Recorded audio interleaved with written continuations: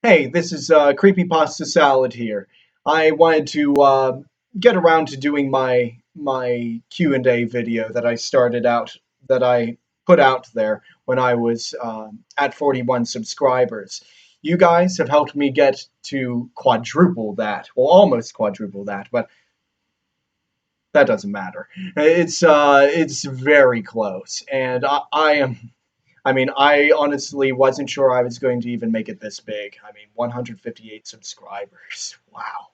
I really appreciate all of your support, and I feel I at least owe it to you guys to have this Q&A done.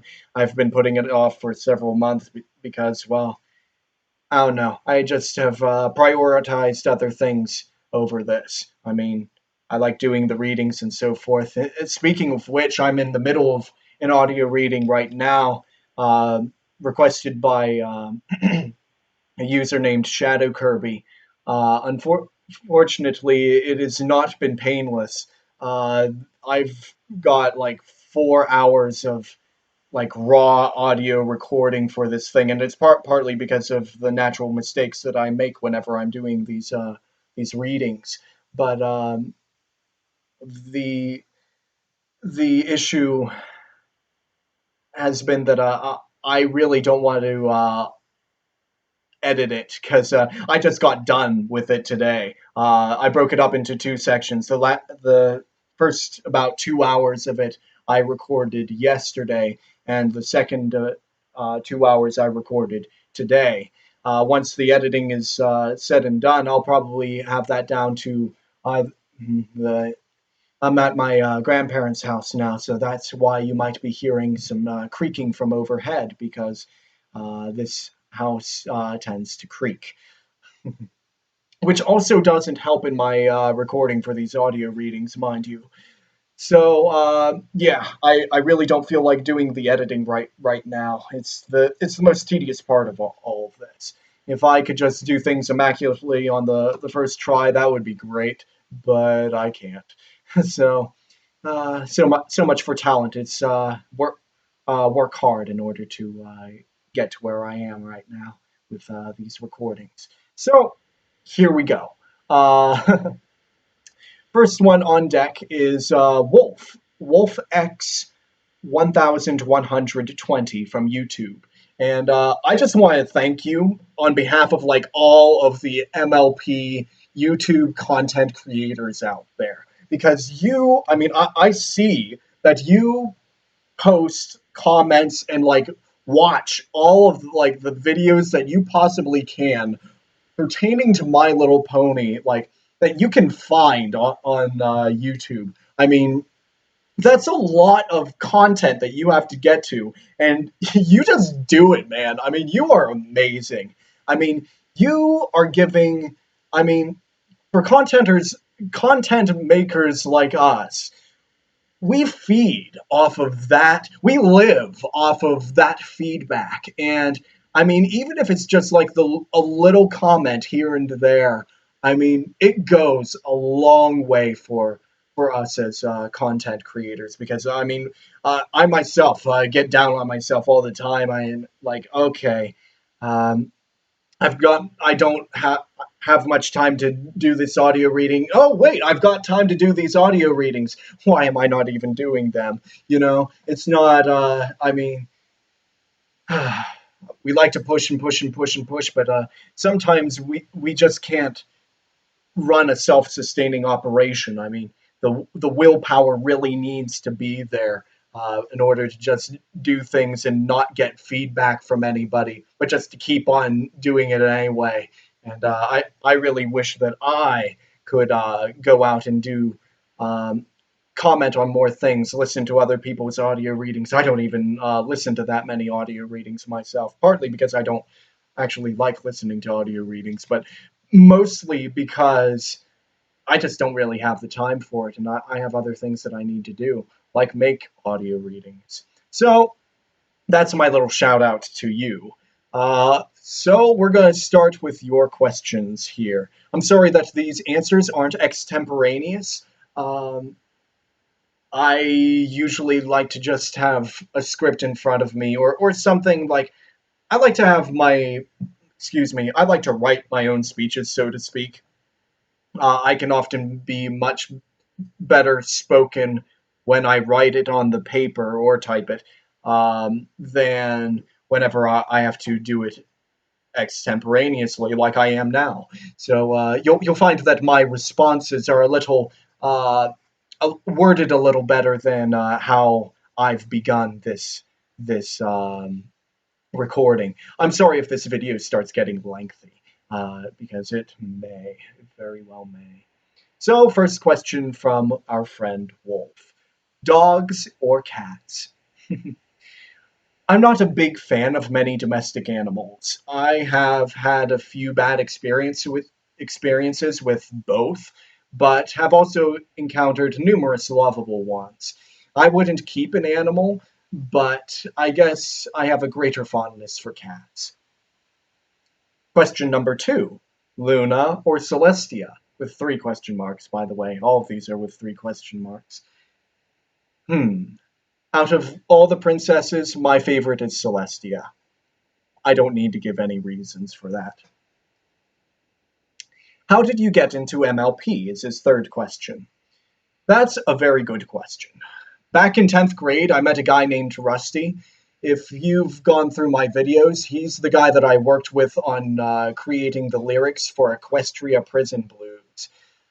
He was the first brony I ever met. He never really encouraged me to join the fandom, but he did show me that there were decent people in it, and that there were people of all types in the brony community. He's not so much into it now, though. He's gone off and done his own thing. The second thing that brought me closer to MLP and probably had the greatest and most prolonged influence was my membership to DeviantArt.com, the art website.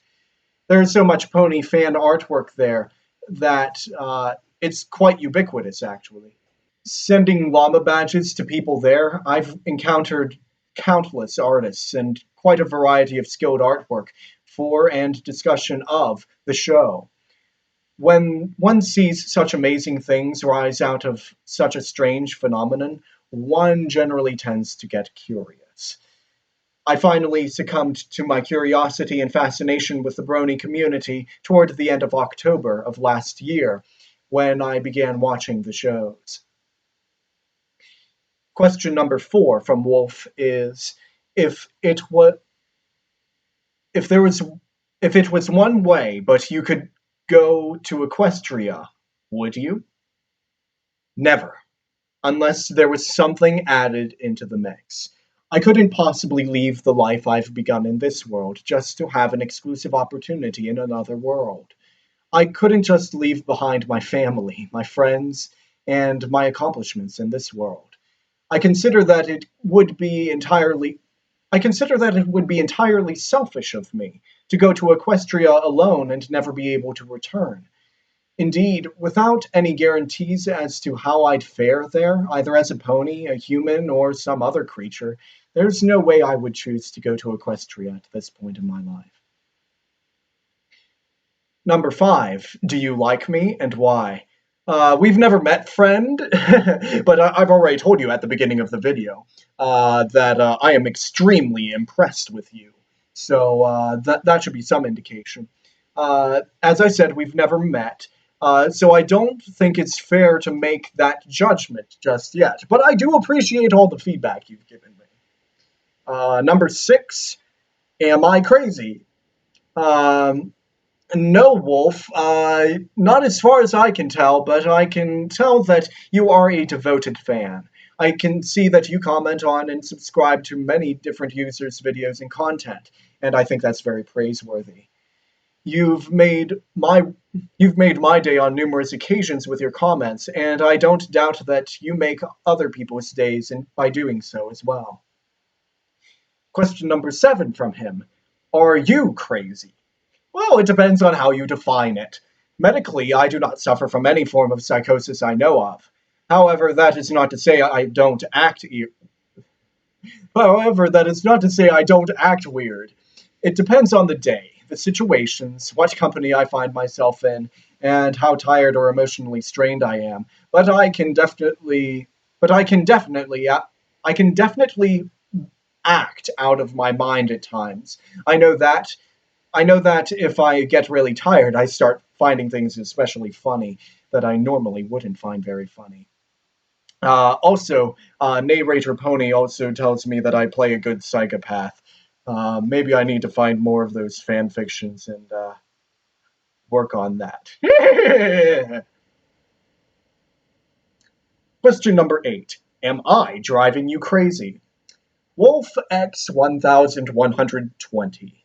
I don't think so. I couldn't be happier with your enthusiastic response to my offering up a question and answer session. Question number 9 from him. Why am I still going? Well, probably because you already enjoyed asking the previous questions, and better yet, getting the answers, which you are right now. Number 10, are you having fun? If I wasn't, I wouldn't be doing this. Number 11, are you happy? Man, are you happy? That is a profound question. As the task-oriented type A perfect As the task-oriented type A perfectionist that I am, I don't think I will ever be content as a person. But I do think I'm pleased more often than I'm not. Number 12. Who is best pony? I hope I didn't drive you crazy. Oh boy, must I choose one? It's the essence of a superlative for there to only be one. I'd say Applejack is the best pony, though. Okay, so next question. It's from my good friend Daniel Mitev, also known as Reynaldo, or Pinkie Pie Face, as his icon on YouTube is. He asked me, "Ooh, if you could marry any character from the show, who would you pick?" Uh, It depends on the circumstance. Are they still equine? Am I still equine? Do I have to go to Equestria in order to marry them? And like Wolf said, would I be able to come back? I mean, it's not cut and dry. I mean, if I could marry any character from the show, who would I pick? That's also assuming that like I would pick a pony. And that's the thing, like we need to assume so many things in order to in order for me to make a discerning answer on that. I mean, but assuming all things are conducive, assuming all things are sane about the choice of picking a pony to marry, um, which there aren't. Um, uh, I would pick whoever would marry me because I don't want to be that guy who's like, okay, yeah, Rose Luck, you're the one. Let's get married. Like there are so many things with like fanon shipping and so forth. Rose Luck would not be my pick, I'm afraid. Sorry, Rose Luck. I mean, unless things really worked out with us. I mean, it would just yeah. But truly, I mean, there are so many other characters on the show. There's so much shipping that goes on that like they could very easily be all in love with each other and would be perfectly content with all of each other. And I would not want to infringe upon that. I mean, I wouldn't want to like say for Applejack. I really do think I really would like Applejack. Uh, she would be one of my top contenders. But like if she had to move into the real world and never come back, like from Equestria, I mean that would have some serious practical implications. Like for a job and so forth. I mean, I would have to take care of her and so forth. I mean, she would still have to be able to speak English and so forth and act sane. I don't want to end up like marrying Murder Shy or something. But Applejack would be very nice because I would have really great in-laws. Oh man, the Apple family is so awesome. But anyway, um, yeah, I'm not saying that would be like her over Rainbow Dash or anybody. I would just say, I mean, who could put up with my existence? It's a very good question. I mean, I don't actually consider myself marryable. Uh, I just don't think I'm that kind of person that would be special for somebody. And I don't think any pony would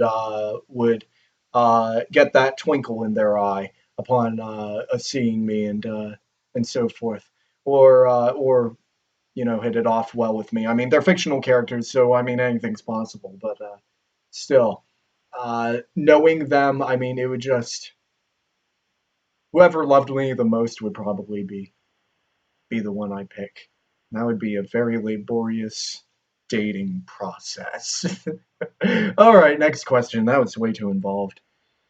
Uh, Next question comes from Danny has a cupcake. That's a good one. Good username. Oh my gosh, this was 6 months ago, half a year ago. Oh my gosh. Um, okay, so can you answer all the questions you yourself have asked in this video? All right, let's go. I put them out there. I guess I should be able to answer them. Do your knuckles ever hurt? If you don't remember the video, my questions were: do your knuckles ever hurt when you crack them? That is a very good question. I crack my fingers all the time because I'm double jointed in my fingers, and because my fingers get stiff and start to hurt if I don't crack them. Sometimes I forget to refrain from doing so during my readings. Actually, it's so habitual. Despite my experience in cracking my own fingers, it does hurt sometimes, especially when I crack them first thing in the morning. I can also crack my index toe on one of my feet, if that's what it's called. And it's the only toe besides my big toe. It's the only toe besides the big toe on each foot that I'm able to crack. Um, these are especially prone to hurting when I crack them, although I'm a little more experienced in cracking them now, so it doesn't hurt as often as it initially did. The next question I asked rhetorically was, "How long have you been growing the mustache for?" And it was roughly in that inflection, if I remember what the video sounded like correctly. I've been growing it since about early to mid July of last year, so not very far away from the time that I joined the fandom. Well, started watching the show at least. I asked a few friends if they thought I should start growing one, and they said yes. So I asked my grandma for permission to grow a mustache, and she said yes as well. I've been growing it ever since, although I do trim the ends so that I don't grow handlebars. The other question I asked was, why do you rarely use your falsetto? Why do you rarely use your falsetto in readings? I do have a very strong falsetto and have pretty good control over it. However, the only thing I've seen a use for it has been in my singing when I really need to hit the high notes. I'm a bass too, by the way. I have a really hard time speaking on my falsetto, especially despite my ability to sing with it, without my voice breaking into my head voice or my chest voice, without sounding completely shrill like how I sound in the video, which is which in which I proposed this question. I sound so goofy when I use my falsetto to speak. I found I find that I sound so goofy when I use my falsetto to speak that it would be a travesty to use it for any of the feminine voices that I have to do. Granted, I have a very strong bass in my normal talking voice as well as in my singing voice, so it just sounds unnatural, and um, I would probably only use it for comedic effect. And then the last question was, "What's your favorite calculator?" Oh yeah, that's what I. Uh huh. That was back when I was on the calculator craze. I've used a couple of calculators in my experience as a mathematician. I used the TI-84 Plus calculator for my AP statistics class in high school, and it was by far the most intuitive statistics device I could ever dream of. In AP Calculus, I used the TI Nspire CX CAS calculator, much more powerful than the TI-84, but much less intuitive for statistics and more so geared toward calculus and things like three-dimensional graphing. Both are great tools in their own respects, so I can't just choose one. My graphing calculator of choice is the online Desmos graphing calculator. It's super intuitive to use if you've ever used a calculator, and it has some very nice features. Also, it's easy to implement, and they're not standard on most graphing calculators or are just really difficult to understand using other calculators programming syntax. Bet you weren't anticipating a question like that, were you? And then the second question Danny has a cupcake asked me was pineapples or carrots, and why? Okay. As far as appearance goes, the pineapple wins. The fruit is yellow, and that's my favorite color. And how does a vegetable beat out a tropical fruit when it comes to looks? It just doesn't. As far as taste goes, however, I hate pineapples, but I can stand carrots. The funny thing, I really don't like carrots a whole lot, and I don't like peanut butter, but I do love them together. And if you haven't had it yet, you should try it. I've always wondered what deep fried carrots would taste like. I hope that answers your question. Uh, were there any other questions? Uh, hmm.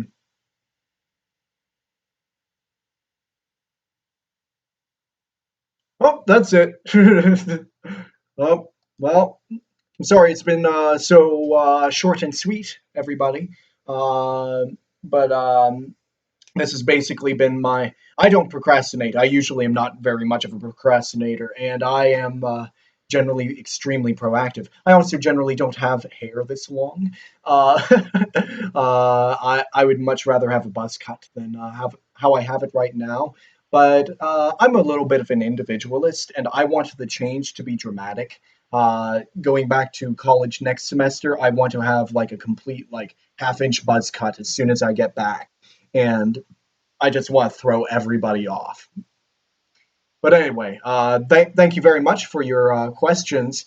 I'm going to open up the Q&A. I mean, it's never been closed. Um, but For any of you new or returning subscribers, I'm opening up the Q&A for all of you to get to know the reader behind the mic a little bit better. This has been another face reveal for me. Um, I don't mind it, but I certainly feel a little bit more pressure to say things correctly because it can be very obvious whenever I go back in to edit it that I've made mistakes. But I think I might just leave this raw.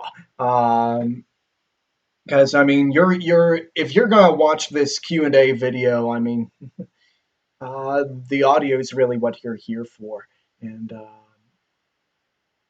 it's better, I think, to have a to get to know what I sound like live. I mean, this isn't like I'm having like an intellectual discourse with you guys. I mean, we're not chatting back and forth, but maybe someday I might be able to do a live stream. I mean, I don't have too many of you guys right now. I don't post often enough to get to feel comfortable doing that because I have the feeling that I mean every month or so you like check back at my channel to see if I've uploaded something because that's generally the pace that everything's been going by. Although I intend to have at least two audio readings up this month, at least two audio readings done. Um, Other than this, of course. I mean, I want to have that request by Shadow Kirby done, and I also want to do a little audio reading that I want.